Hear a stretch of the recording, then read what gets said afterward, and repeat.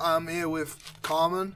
How do I say your last name? Panter. Panter. I thought it was that, but I didn't want to. How were you going to pronounce it? How were you going to pronounce it? I don't know. But I was going to say Panter, but I don't know if it sounded right. It doesn't. You know what I mean? Yeah.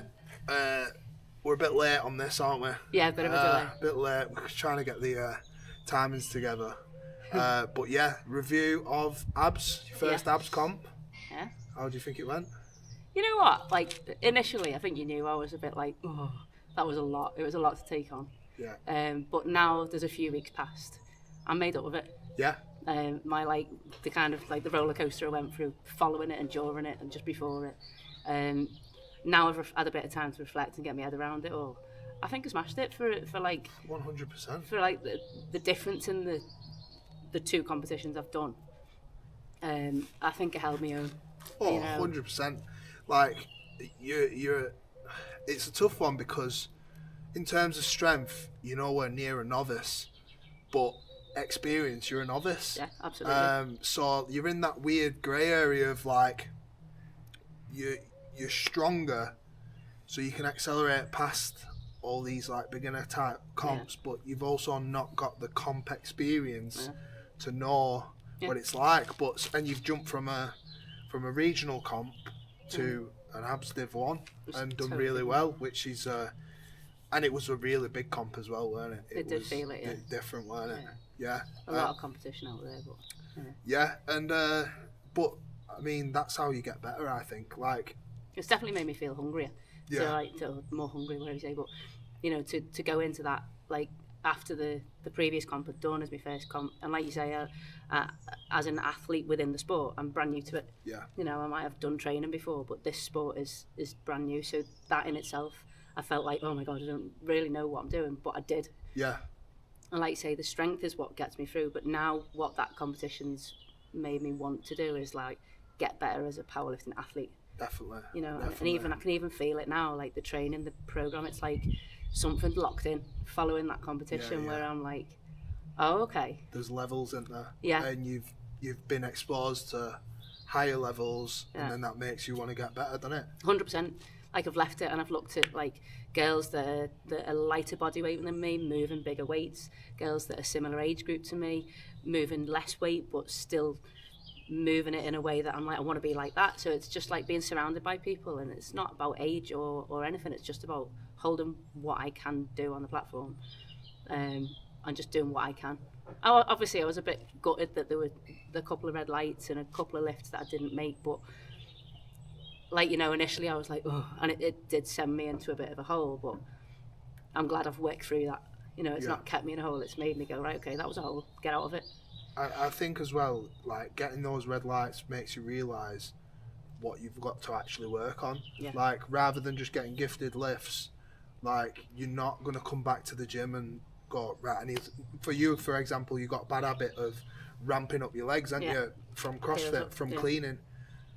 So you could potentially get away with that in other certain competitions where it's not as strict and stuff like that, but like it's not going to make you better in the long run. In the long run, you have to address that, and you have to, like, or else it's always going to get you. Whereas now, I'm sure every single set you're doing, I'm keeping my heels down. You're thinking about that, aren't you?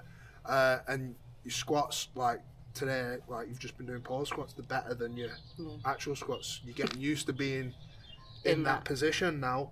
And I'm wanting to. It's like, right, make yourself do it, because you're only going to get better by putting yourself in that hard place. Yeah, so obviously I know what went on in the lead up to the comp, but obviously people watching this video might not know. So like, what happened in your prep, and what do you think went well, and what do you think went wrong? Okay, so I think we were about 3 weeks into prep, weren't we? Or was it 2 weeks into prep, where I think you asked me the question, are we thriving or surviving? Yeah. And I was like, I'm thriving. I feel amazing. And I think I was. I think I definitely thought in my head I was. Whether I physically was or not, you know, questionable, but I definitely felt good. And then I ended up in a bit of a grapple with someone at work that was actual work. I wasn't just messing around. And I damaged my AC tendon on the top of my shoulder. which set me back quite a lot. I couldn't train at all really that week. I wasn't sleeping, and it really knocked me because I was like, because I was really looking forward to the comp, wasn't I? And I was like buzzing for it. And then I wasn't sure if I could bench. I wasn't sure if I could do anything, and I lost that last week of prep. I think it also put me in a bit of a hole mentally, and I think you got me out of that by just getting me back in the gym. That week I could have gone, I don't think I would have just stayed away, and I was definitely committed to the comp. But it definitely made me think about, whether I'd be able to make the numbers. Yeah. I think on the day of the comp, weirdly, I forgot about the fact that I'd suffered an injury and then berated myself for not being able to get the lift. Yeah. I mean, without understanding that, well, of course, it was going to be harder. It's just because obviously you hold yourself to a high standard, and that's what winners do. But it's, I mean, like, this is what I said to you, innit? It's like you don't realise how many other girls there are injured, like, yeah, definitely, and struggling with something or preps. That's why I asked you thriving or surviving, because most people are surviving to an element. Do you know what I mean? Like, you're never coming into these sessions 100%, and not a lot of the people are coming into these, even the pros. Well, especially the pros, not coming into these comps 100%. And obviously, you got an injury that it didn't happen in the gym. We couldn't account for that. So we just got to work around it. And at the end of the day, it only really suffered you on bench press. Yeah, it did. So for 2.5 kilos off your total, like, it doesn't really matter. Do you know what I mean? Like, exactly. Yeah, and I know that now. Yeah. Initially, I was like, "Brah." Yeah, but we all do that. We all, I can never say this word, catastrophize. That's the one. Yeah. We all do it, but then you give it have a bit of time feeling sorry for yourself. Yeah. And that's why I give you a dinner. Yeah. And then after that period's happened, right, let's look at this from an objective point of view. What can you do? What can't you do? Definitely. And let's work around it. And that's what we did, didn't we? And you still put up like a really good representation for yourself. Yeah. Well, I held the numbers that I had previously, bar that 2.5 kilos on bench. And I know bench is my strongest one anyway. Yeah. So it was like, right, okay. I wanted that bigger deadlift. But again, I think for me, the mindset towards training is where I'm like, right, okay, well, in some ways I'm glad that I didn't get the 165 deadlift, because it's made me more hungry for it. Yeah. A bit like previous comp, I got all the lifts I wanted. It was a really, good performance. It sent me off on a high, but it was just given. It wasn't given to me. I worked for it, but this comp's made me more hungry than that one did. There's a lot more risk and performance and anxiety when you're not just competing and you're the only person in your class. It's you've got, I don't know how many other girls are in that flight, and it's super competitive. There was a lot, and you just don't know what they're going to do until they come on the platform. Exactly. And you're like, wow, I wasn't expecting that. Exactly. So I mean, it's a different way of powerlifting, isn't it? Yeah. I believe anyway. You're not just going there and putting the best lifts that you can put on. You're putting on a performance for that day. Like, what can you do on that day under those circumstances? And them circumstances, it's like spinning plates. You got it. Oh, it's a lot more stressful. Yeah. Like the whole environment was amazing. Don't get me wrong. Like the buzz of it, but my like internal stress monitor was probably sky high. Yeah. Just because of all like the pressure of like doing what you need to do, and the speed of it as well. That hit you quite hard. And I was prepared for that, because I heard you and Andy talking about how the speed's different. Once you're in there, it's like, God, we're already on deadlift. We've done squats and bench already. So, what's the plans for the future then? Who knows? I am genuinely just in this for the long haul now. Yeah. I'm like 100% dialed in. That, like I've said a few times now on repeat, like, I want more. Yeah. I don't want to put figures on myself. I don't really want to put anything crazy, because I'm 45. I've got life. Everything's going on. I might get injured. Who knows what? But I want to just keep going, keep taking through, and get stronger. Yeah. Well, look at Andy. He's 44. Do you know what I mean? And arguably now becoming the best powerlifter he's ever been. It's goals, isn't it? Yeah. So like, he's had a resurgence in his powerlifting career. So I truly believe, like, powerlifters can be in this game forever. Like, as long as you're smart and you you know when to push, you know when to pull, and you're looking after your body, and you're not just going off ego. Like you can 100% be in this game forever. Do you know what I mean? We've got Keith. Keith's 64. And this is it. You see. Do you know what I mean? Like. Maybe you're not always going to be your best, but you can. But you'll always be doing it. Yeah, exactly. And I think that's part of life, innit? If you just give up on going, oh, I'm too old to do this, or I'm too thingy, like you've got another fucking 50 years hopefully. Do you know what I mean? Like exactly. And I swear I'll still be powerlifting when I'm 70.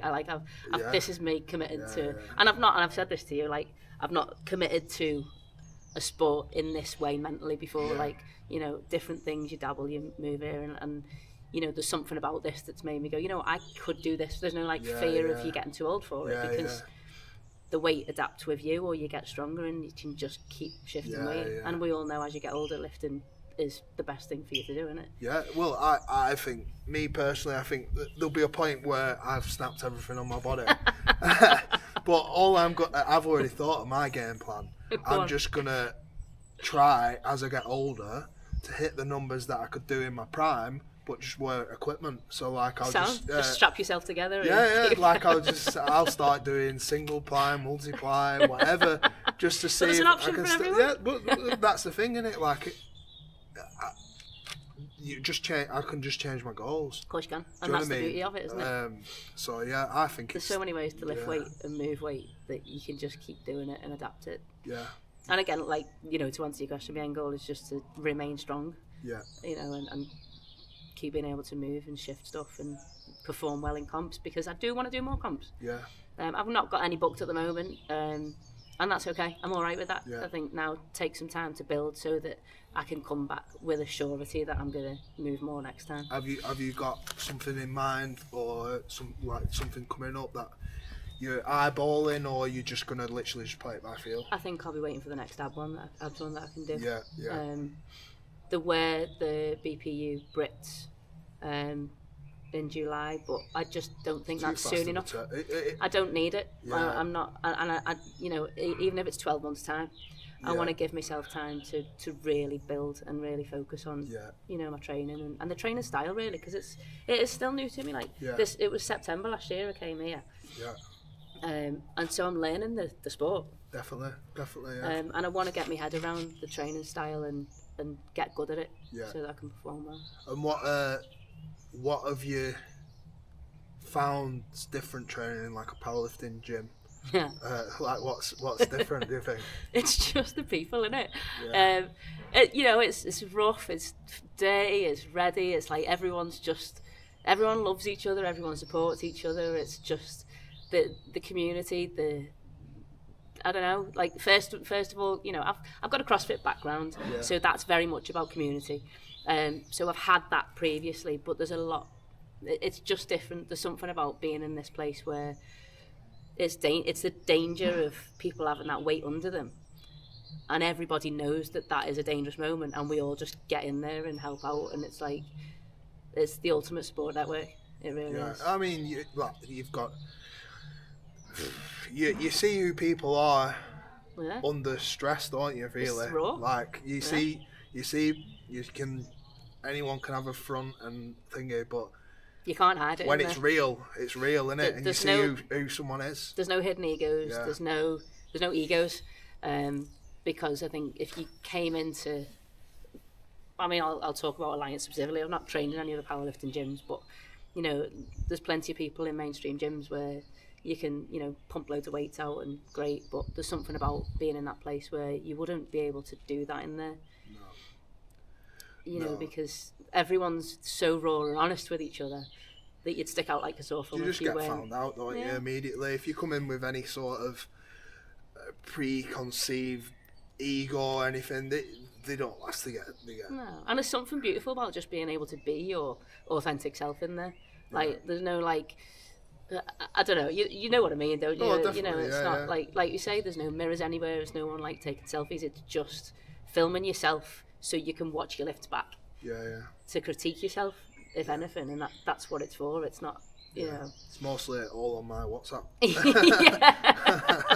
Mine is, because I haven't got time to post on social media. Yeah, and something to end it on is basically like you usually find the strongest people are the most nicest usually. Yeah. Like I was just saying that before. Like I ain't got no time to be fucking like pissed off. Well, I'm too tired to be pissed off all the time. Spend all your energy training. Exactly. Like I'm either recovering from training or getting pissed off while I'm training, and then makes you less angry with the world. Yeah, it's the yin to the yang or whatever that word goes now. But yeah, well done. Thank you. And on to the next, yeah? Yeah, sound. Oh, Let's do it. I wasn't meant that, mate.